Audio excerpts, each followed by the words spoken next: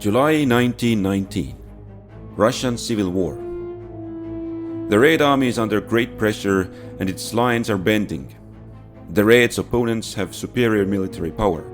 On most of the fronts they are advancing. In the south, the Whites' strongest force is preparing to march in the heart of the Reds' regime in Moscow. Their plan is to advance in the east to secure their eastern flank for the offensive on Moscow. But on the eastern front, the Whites' forces are faltering. The will to fight off the Whites' units in this region is weakened. The Reds are relentlessly pursuing the Whites' forces, not allowing them to recover. The Whites were also too weak to hold on to the defensible positions of the Tobol River. This cut off the remaining White forces in the Urals. In the north, the Whites were separated from their main force by the vast forests. They disbanded and dispersed. In the south, the Whites' units were forced by the Red Army to retreat into the desert. There, they were compelled to surrender. This weakened the White forces on the eastern front. The Red Army was able to redeploy their freed-up troops to the southern front. It planned to go on an offensive with attacks in the east and the center. By mid-August, the Red Army had achieved a strong numerical advantage and launched the attack. The Whites attempted to weaken their effort by sending part of their cavalry to a raid behind the Reds' lines. In the east, the White forces had to retreat behind the Don River, where they halted the Reds. In the center, the Reds made a narrow advance into the Whites' defenses. Meanwhile, the Reds' forces in Ukraine remained weak. This led to the advance of both the Whites and the army of the Ukrainian People's Republic, who linked up and took most of the territory in the region. Further north, the Polish forces were advancing against the Red Army. By early September, the Whites made large gains in the west, but lost territory in the east. For this reason, they abandoned the old plan and now decided to advance towards Moscow from the southwest by having their western flank secured by the Polish forces.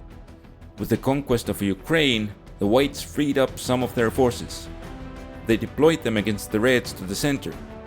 By that time, the Reds' offensive had become overextended. The Whites launched a two-pronged attack and the Reds had to quickly withdraw from the salient and were weakened. With the Reds' strength reduced, the Whites broke through the Reds' defenses in the center and moved north towards Moscow.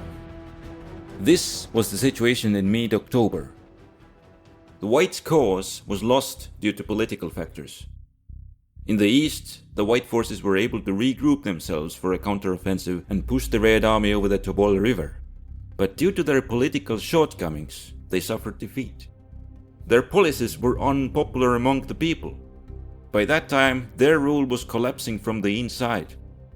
Few people were willing to fight in their armies, and a large-scale insurgency was growing behind their lines. Their military forces began to collapse, and the Red Army started pursuing them. During the rest of 1919, the Red Army occupied the key centers of power in western Siberia and proceeded eastwards. The remaining White forces in the east lost the ability to aid their southern front. This weakened the Whites' position in the south in the long term as it freed up Red Army reinforcements from the eastern front to the south. In the short term, the Whites were weakened by their policies in the west. The Whites wanted to restore the borders of the Russian Empire and subjugate the new nations. They entered into the conflict with the Ukrainian People's Republic. The Whites were successful against the Ukrainian forces, but the Ukrainian countryside was rampant with insurgency, and this new conflict triggered a large-scale peasant uprising against the Whites' rule. The Whites needed to remove considerable forces from the front to suppress it, which dispersed their troops. At the same time, the Whites suffered a failure in the Baltic. In October, part of the White forces made an attempt to occupy the Baltic states. At the same time, their other force tried to capture Petrograd in an alliance with the Baltic states. As a result, neither operation succeeded. Without strong support, the Whites' attack on Petrograd culminated in late October. By late November, the Whites' northern force was defeated and would end up disbanded in Estonia. By the end of the year, their southern army was defeated by Latvia. The Whites' presence in the Baltic region had ended. Poland witnessed the hostility of the Whites towards the new states and declined to cooperate with them. It made a truce with the Reds. The Whites' failure to have the new nations support them had large consequences. Not only did the Whites' western flank remain uncovered, but the freed up forces from the Reds' western front were now being deployed against the Whites. The Reds concentrated 62,000 soldiers against the 22,000 Whites of the volunteer army. With the superior numbers, the Red Army managed to defeat the volunteers and forced them to give up ground. The Red Army also broke through the lines of the Don Cossacks and forced them back behind the Don River. The volunteer army had suffered heavy losses during the Reds' offensive and was greatly weakened. The Whites redeployed the Cossacks' forces to the center of the front to aid the volunteer army. But the defeats caused the morale of the Cossacks to fall and sapped their will to resist. Their counterattacks were weak and could not stop the Reds. The Whites ordered another retreat to protect their key political centers of Rostov and Novocherkassk from the Red Army.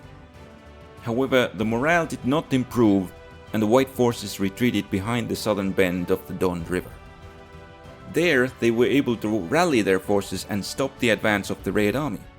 The Reds could not overcome their forces.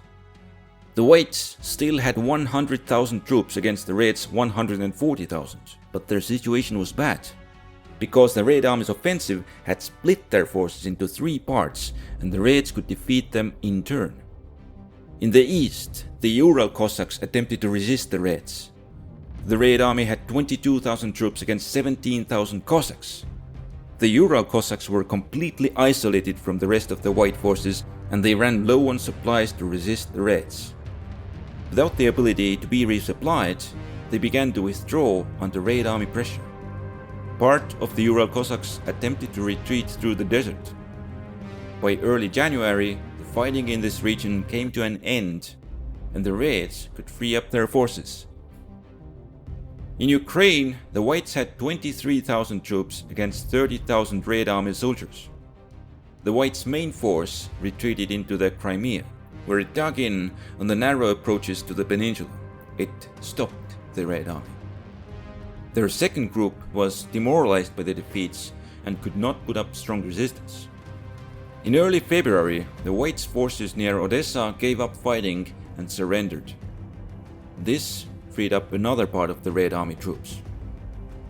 The defeats wore heavily on the remaining Whites' morale. In the north, the Whites had built up strong forces of 54,000 troops. But when the news of the defeats on the other fronts reached them, they decided to give up. The Whites' armies disbanded themselves, and by early March, the whole region was taken over by the Red Army. In the west, the Red Army left relatively few troops in order to free up its forces. This allowed the Polish and Latvian forces to advance and make some territorial gains. The Reds also made peace with Estonia and Latvia. These events not only freed up a significant amount of the Red Army's forces against the remaining Whites in the south, but also reduced the Whites' will to fight. The Whites' morale had recovered somewhat, and this resulted in them undertaking some counterattacks. But when the news of the vast majority of the White forces on the other fronts giving up reached them, their ability to resist lessened greatly. In late February, the Reds had 82,000 troops against 50,000 Whites. However, the Red Army was able to break through the Whites' defenses. The Whites withdrew southwards. With the sea and the Caucasus Mountains blocking their path, they were left without any way to retreat further. Most of the White forces surrendered to the Red Army. Some of their troops were shipped to the Crimea, where their last troops continued the resistance. But this was the end of the Whites' main campaign in the south. It was now clear that the Bolshevik government would remain in charge of Russia. However, where the new borders of the Bolshevik state would be was still undecided. Poland had made large gains in the east. The Red Army prepared to launch a massive offensive against the Polish forces. This would transform into a large-scale conflict between the Reds and Poland. A conflict we will cover in the next episode. Thanks to the patrons of the History channel who supported this episode. And see you in the next one.